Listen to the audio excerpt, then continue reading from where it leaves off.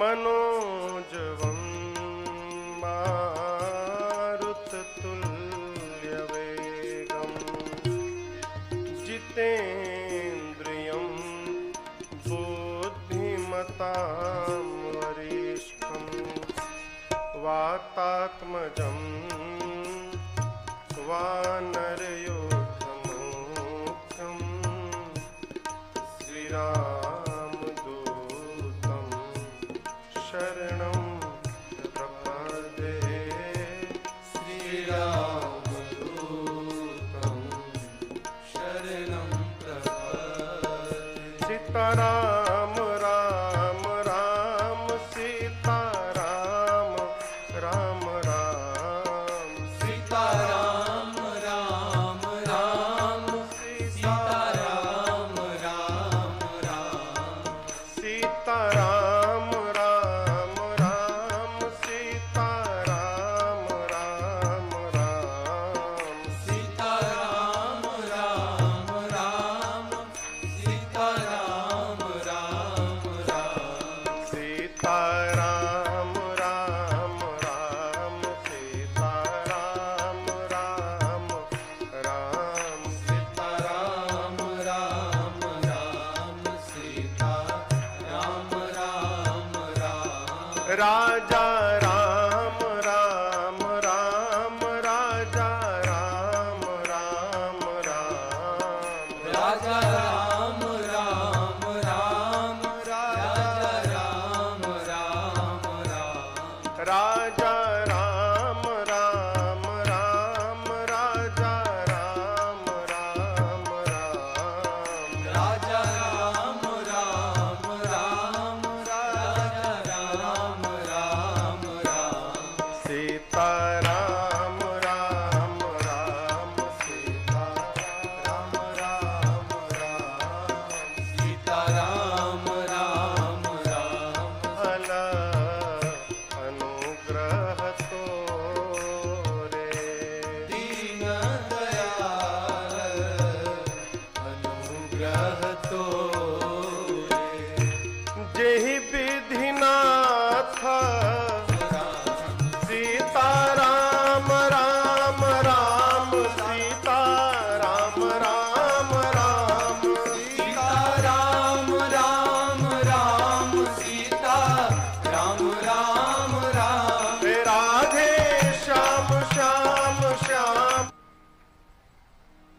सर्वस्वं मे रामचन्द्रो दयालो नार्यं जाने नैव जाने न जान बंदों श्री तुलसी के चरण जिन कीन्हूं जग का कलि समुद्र बूढ़त लखे प्रगट्यूं सत जहां सिय राममय सब जग जानी करऊं प्रणाम जोरी जुग पानी सियावर रामचंद्र भगवान की जय बाल कृष्ण भगवान की पति महादेव की हनुमान की पूज्यपाद गोस्वामी तुलसीदास जी महाराज की जय ओम नमः पार्वती पतये हर हर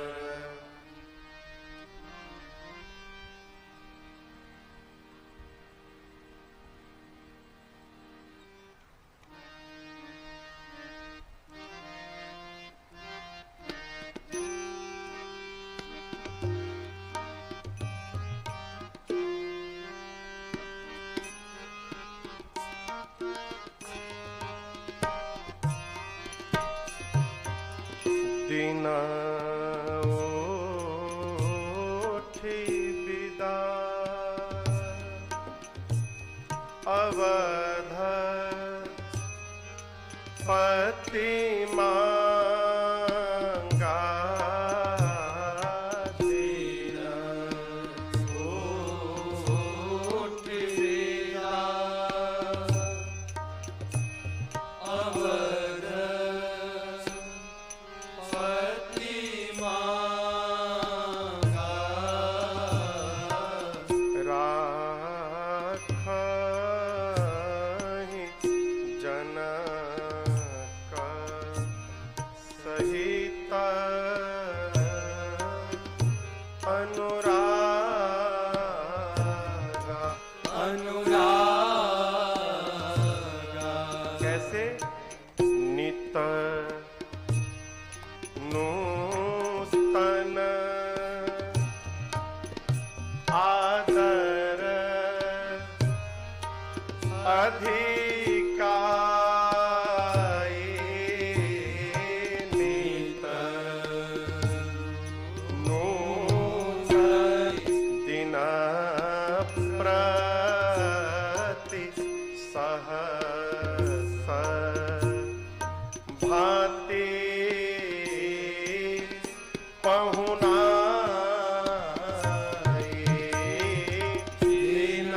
नित नावनगर आनंद उछाहो नित नावनगर आनंद दशरथ गवना सुहाई नकाहो दशरथ गवना सुहाई। इसी प्रकार बहुत दिवस बीते एही भांति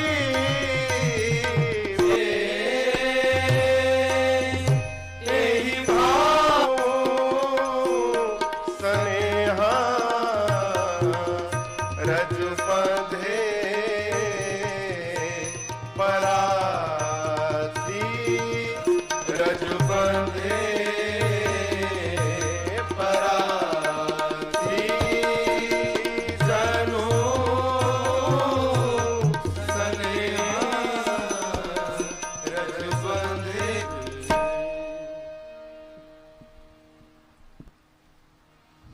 अनंतानंत कोटि ब्रह्मांड नायक अकारण करुणा वरुणालय भगवान श्री राघव जी को प्रणाम। भूत भावन भगवान शिव जी को साष्टांग दंडवत, श्री हनुमान जी को बारंबार वंदन, पूज्यपाद गोस्वामी तुलसीदास जी महाराज जी के चरणों में बारंबार नमन। श्री राम कथा सत्संग समिति संतोषी नगर बुरिया खुर्द के तत्वाधान में आयोजित इस 9 दिवसीय श्री राम कथा के आज हम और आप खष्टम सत्र में आज बैठे हैं। आज के इस सत्र के दैनिक यजमान के रूप में हमारे परम आदरणीय भैया के अलावा समिति के समस्त पदाधिकारीगण हों, आदरणीय संरक्षक दशरथ प्रसाद जी शुक्ल, हमारे धीरेन्द्र जी, कोषाध्यक्ष मन विजय शंकर जी पांडे, विकास जी, अपने गजेंद्र भैया जी जिनके घर में ठाकुर जी का निवास हुआ है, इनके अलावा आस पास दूर से उपस्थित समस्त विप्र चरण, चरौदा वाले महाराज जी, हमारे पिथौरा सांकरा से आए विजय बाबू सपरिवार, रीवा से हमारे सत्येंद्र जी परिवार सपरिवार बाल बच्चों के साथ आए हैं।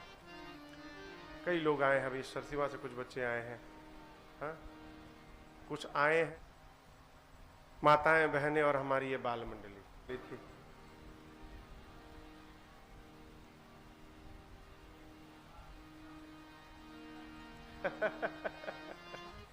याद है आपको? पहले मैं आपको बताऊं, अभी जिन चौपाइयों को हमने और आपने गाया, विवाह के बाद अगले दिन प्रातः काल दिन उठी विदा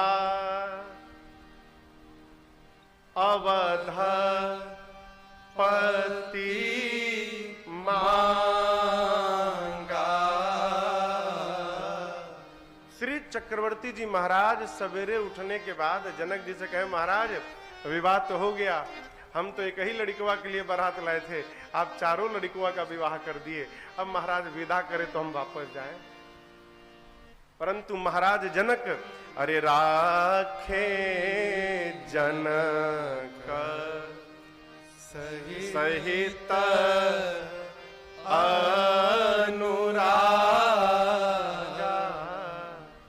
अनुराग के साथ महाराज जनक ने जाने वाले को रोक दिया। एक बात समझिएगा, आप कहीं जा रहे हैं और जिसके घर से वापस आ रहे हैं वो आदमी रोकना चाह रहा है, तो जाने वाले को पता चलता है कि वास्तव में रोकना चाहते हैं कि बस ऐसे ही कह रहे हैं। अब देख लीजिए, काम भी तो जरूरी है, अब सबको काम छोड़ने से क्या होगा। मेरा मन तो नहीं कह रहा है भेजने का, लेकिन काम भी जरूरी है, जाना जरूरी है। अब ऐसा कोई कहेगा तो कोई रुकेगा? आप बताओ। मेरे पूज्य महाराज श्री मुझे एक दिन बता रहे थे कि प्रारंभ के दिनों में पूज्य महाराज श्री दिल्ली में कहीं कथा गा रहे थे, तो कथा गाने के बाद रात्रि में अब अपना सामान सब पैक कर रहे थे कि निकलना था स्टेशन। तो घर में एक 6 साल का छोटा सा बच्चा था, चेहरा उदास करके आया महाराज श्री के पास। कहा, महाराज जी आज आप नहीं जाते तो हमको बड़ा अच्छा लगता। महाराज जी बोले, बेटा वो ऐसा मुंह बनाकर बोला कि मैंने कहा, मैं उसको गोद में बिठा लिया। मैंने कहा, बाबू अब तुम बोल रहे हो, मेरे ट्रेन का टाइम भी हो गया, टिकट भी हो गया है, यदि तुम कल बता देते तो मैं टिकट कैंसिल करा देता, नहीं जाता आज। तो वो गोद से उतर गया, बोला मैं रुकने के लिए नहीं बोल रहा हूं, घर से कोई जाता है तो इतना तो उसको बोलना ही चाहिए। 6 साल का बच्चा। कहो, रोकने वाले की आंखें बताती हैं कि वो आपको रोकना चाहते हैं कि भेजना चाहते हैं। जनक जी महाराज कैसे रोके? अरे नित नूतन नित्य नवीन क्या आदर अधिकारी।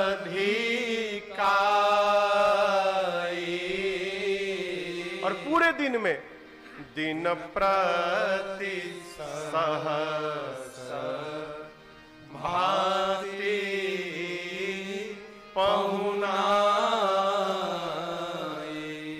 दिन में सैकड़ों कागज से भी पतला और उसकी पकौड़ी बनती है बेसन लपेट के ऊपर, ऊपर सरसों का दाना भी लगा रहता है। क्या बात है, हा? ये क्या है? आदर सत्कार है। बाहर चक्रवर्ती जी को जनक जी रोक रहे हैं और महल के भीतर सखियां मेरे राम जी से कहती हैं क्या? अरे ए पहुना एही मिथिले में रहूना, ए पहुना एही बा ससुरारी में, जौने सुख बा ससुरारी में, तौन सुख बा कहूना। क्या कि हम अपना घर महल छोड़ के यहाँ रहेंगे ससुराल में? लाभ बताओगी तब रुकेंगे। सखियों ने कहा, लाभ आपका नहीं, सबसे बड़ा लाभ तो आपके भैया का है। भाग्य मनाइए, मिथिला मिल गई कि इनका विवाह हो गया, नहीं तो ऐसे चेहरे पर कहीं विवाह होगा? कोई इतना काला कलूटा दूल्हा अपने घर में लाएगा? मिथिला था कि विवाह हो गया। इनका लाभ बताएं।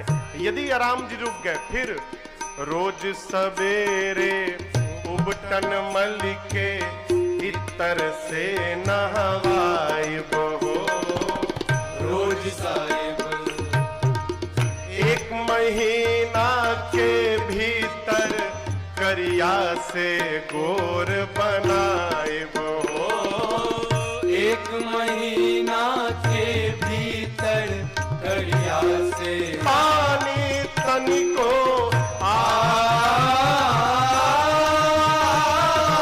झूठ कहत ना पानी तनिको मौका एगो देहु ना। हमारा लाभ, हम रुकेंगे तो मेरा क्या लाभ है? बोले आपके लिए भी लाभ है। नित्य नवीन मन भावन व्यंजन पर सब कंचन थाली हो। स्वाद भूख बढ़ी जाई सुनी साली सरहज के गारी हो। स्वाद भूख बढ़ जाई सुनी बार हम करब निहोरा, बार बार हम करब निहोरा और कुछ ले होना। पहुना दोनों भैया का हो गया, हम दो भाई हम ऐसे रह जाएं, हम बिना लाभ के रहेंगे नहीं, आपका भी लाभ है। मिथिला की नदी का नाम है कमला, बिमला और धेनुमती, दूधमती नाम है। सखियां कहती आप दोनों भाई को कमला बिमला दूधमती में झिझरी रोज खिलाए हो। कमला बिमला मिथिला में रात्रि के समय नाव के ऊपर लालटेन रख के, भोजन की सामग्री रख के, ढोलक झाल हारमोनिया रख के और लोग रात में निकल जाते। पूरी रात नाव चलती रहती, लोग भजन कीर्तन गाते रहते, आनंद मनाते रहते, उसको झिझरी कहते हैं। कमला बिमला दूधमती में झिझरी रोज खिलाए हो। गा गा के झूला रोज झूलाए हो। सावन में करब चिरौरी पवन देव से करब चिरौरी धीरे धीरे बहुना। पहुना मिथिले में रहुना। पहुना मिथिले में रहुना। सखिया कहती है टेंशन में मत आइएगा। आप सखियां कहती हैं क्या?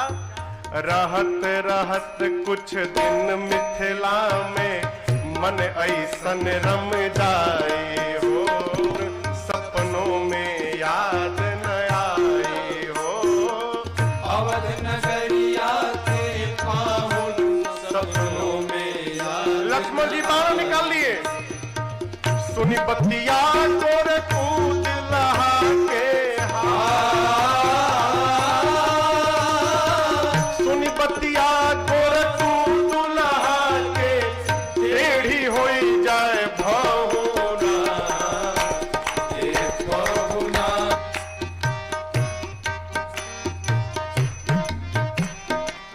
कहती हैं हमर निहोरा रघुनंदन से माने या ना माने हो।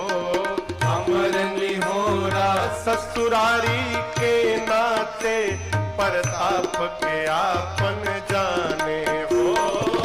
पर ससुरारी के नाते प्रताप के आपन जाने। या मिथिले में रही जइयो या रही जइयो या संग अपने रख ले होना। पहुना मिथिले में रहुना। पहुना मिथिले में रहुना। जो आनंद विदेह नगर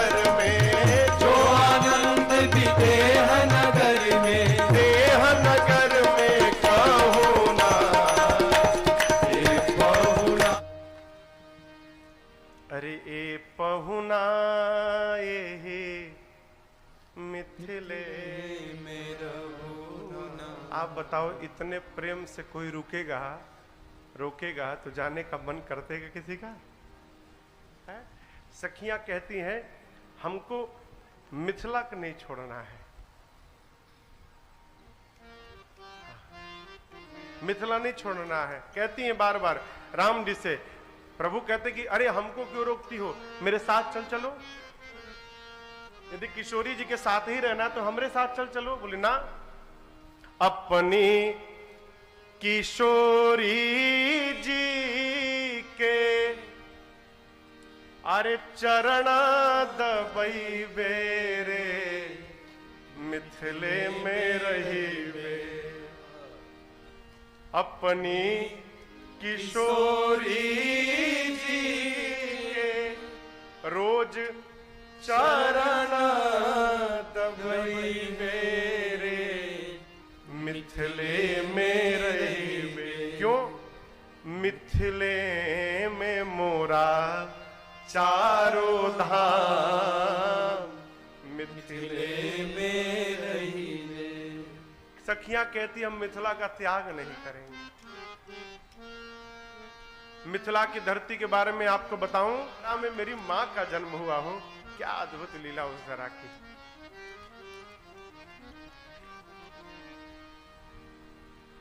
कई दिनों तक बारात रुकी रही। कहां? मिथिला में। महाराज दशरथ रोज विदा मांगते थे और जनक जी प्रेम की डोरी से बांधकर चक्रवर्ती जी को रोक लेते थे।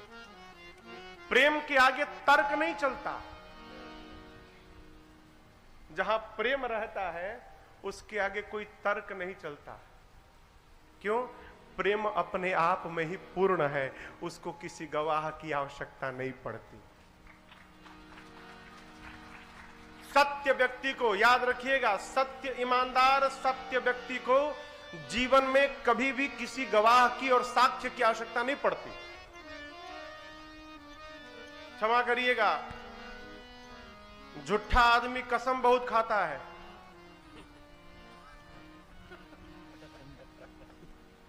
झूठा आदमी कसम पहले खाएगा। क्यों? उस सामने को तो छोड़िए, जो बोल रहा है उसको ही अपनी बात पर विश्वास नहीं है कि मैं सत्य कह रहा हूं, इसलिए अपनी बात को प्रमाणित करने के लिए पहले कसम खाता है। सत्य बोलने वाला कसम नहीं खाता। और सत्य के लिए, ईमानदार के लिए किसी गवाह की आवश्यकता भी नहीं पड़ती। प्रेम को प्रमाण की आवश्यकता नहीं होती।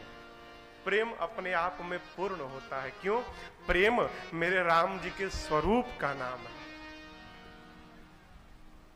प्रेम ही है कि भगवान सब जगह दौड़कर पहुंच जाते हैं।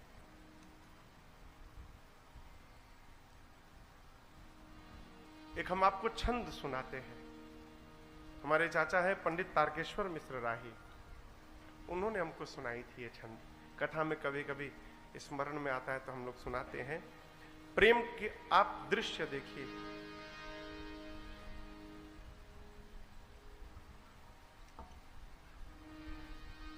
द्रौपदी ने एक बार कृष्ण के, वो क्या, शिशुपाल